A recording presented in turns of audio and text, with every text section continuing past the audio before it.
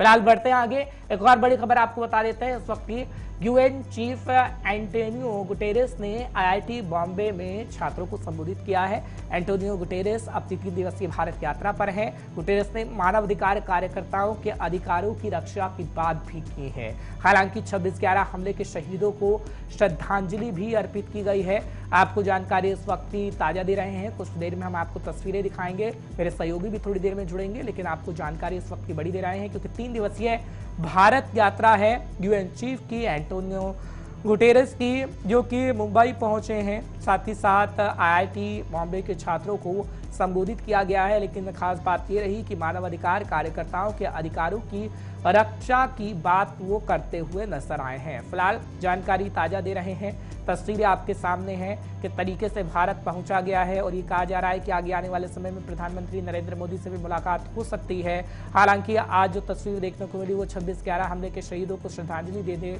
हुए थी, और साथ ही साथ आईआईटी बॉम्बे के छात्रों को संबोधित करते हुए उनकी तस्वीर आज सामने आई है। लेकिन गुटेरेस ने मानवाधिकार कार्यकर्ताओं के अधिकारों की रक्षा की बात भी आज की है। फिलहाल रहमत कलीम मेरे सहयोगी इस वक्त जुड़े हुए हैं, उनसे और जानकारी लेते हैं। रहमत, बहुत बहुत शुक्रिया 5 के पंच में अपना समय देने के लिए। क्या प्रधानमंत्री नरेंद्र मोदी से भी यूएन चीफ की मुलाकात हो सकती है, क्योंकि आज आईआईटी बॉम्बे के छात्रों को वो संबोधित कर रहे थे, साथ साथ मानवाधिकारों की भी बात की जा रही थी उनकी तरफ से।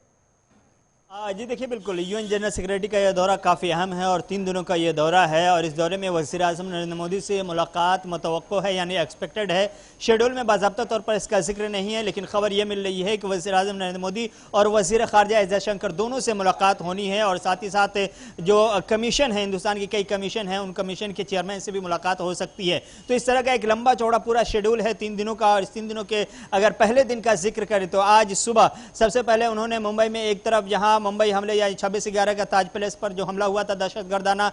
उन हमलों के जो महलूकीन थे 150 के आसपास, उन तमाम को याद किया, उनके बाज़ाब्ता तौर पर उन्हें गुलहाए अक़ीदत पेश की, खराज पेश किया, और फिर उस दौरान उन्होंने जो बात की वो बात आज के पूरे दिन के अगर प्रोग्राम को देखें तो उनमें सबसे ज़्यादा अहम है। चूँकि उस प्रोग्राम के बाद हमने देखा आईआईटी बम्बई में उन्होंने खिताब किया, वहाँ भी सूरत हाल को लेकर के हिंदुस्तान की सरकार की तारीफ की, खासतौर से कोविड के दौर में जिस तरह से भारत सरकार ने मदद की है उस पर भी तारीफ की, और साथ ही साथ ह्यूमैनिटेरियन ग्राउंड पर जिस तरह का भारत का रोल रहा है उस 2 साल में, कोविड के 2 साल के पीरियड में,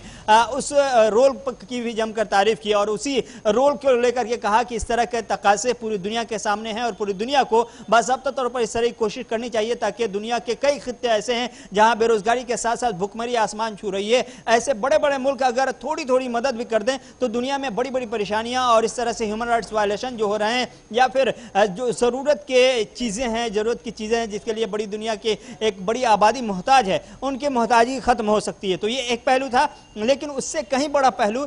जो बात उन्होंने कही टेररिज्म को लेकर, दहशतगर्दी को लेकर, 26/11 के हमले के हवाले से उन्होंने जो बातें कही, उन्होंने कहा कि 26/11 का हमला अपने आप में तारीख में एक काला धब्बा है, काला दिन है, और खास तौर से दहशतगर्दी को लेकर के जो उन्होंने बात कही उसमें अहम पॉइंट यह है कि दहशतगर्दी को लेकर के किसी भी तरह से कोई जवाब, कोई बहाना, कोई शिकायत, कोई हवाला नहीं दिया जा सकता, और उसको जायज ठहराने के लिए किसी तरह का कोई एक्सक्यूज नहीं दिया जा सकता। दहशतगर्दी एक एविल है, एक बुराई है, एक गुनाह है, एक पाप है, उन्होंने वाज़ेह अंदाज में कहा, और यह भी कहा कि आप इसको किसी भी तरह से जस्टिफाई नहीं कर सकते कि फलां के ऊपर जुल्म हुआ, उसके खिलाफ उसने हथियार उठा करके दहशतगर्दी की, तो यह किसी भी तरह से जस्टिफिकेशन नहीं है, बल्कि दहशतगर्दी इस वक्त पूरी दुनिया के लिए सबसे बड़ा चैलेंज है, और इस चैलेंज को खत्म करने के लिए न सिर्फ आलमी सतह पर मजबूत मैकेनिज्म बनाने की जरूरत है, आलमी सतह पर बाज़ाब्ता तौर पर कोशिश करने की जरूरत है, वहीं दूसरी जानिब तमाम ममालिक को ईमानदाराना कोशिश करने की जरूरत है। चूंकि उन्होंने अपने खिताब में यह भी कहा कि बातें बहुत होती हैं, हर साल बड़े बड़े फोरम से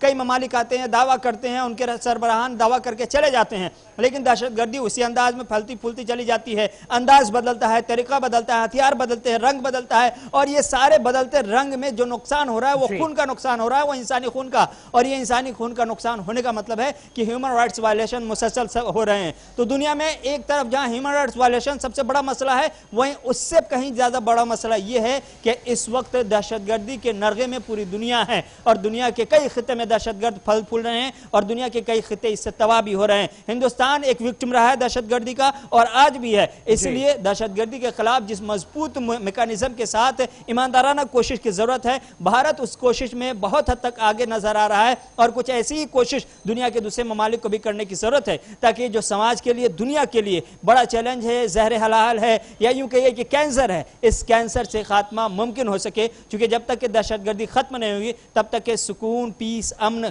इसके हवाले से बहुत ईमानदाराना तौर पर यह कहना कि अमन आ चुका है, सुकून है, पीस कहीं कायम हो गया है, इस तरह की बातें सिर्फ और सिर्फ हवाबाजी होगी, जमीन पर इसका बहुत ज्यादा असर नहीं होगा। ठीक है रहमत, बहुत बहुत शुक्रिया ये समझाने के लिए हमारे दर्शकों को कि आखिर उनका क्या कुछ कहना था। फिलहाल भारत दौरे पर है 3 दिवसीय, क्या कुछ रहेगा हम आपको लगा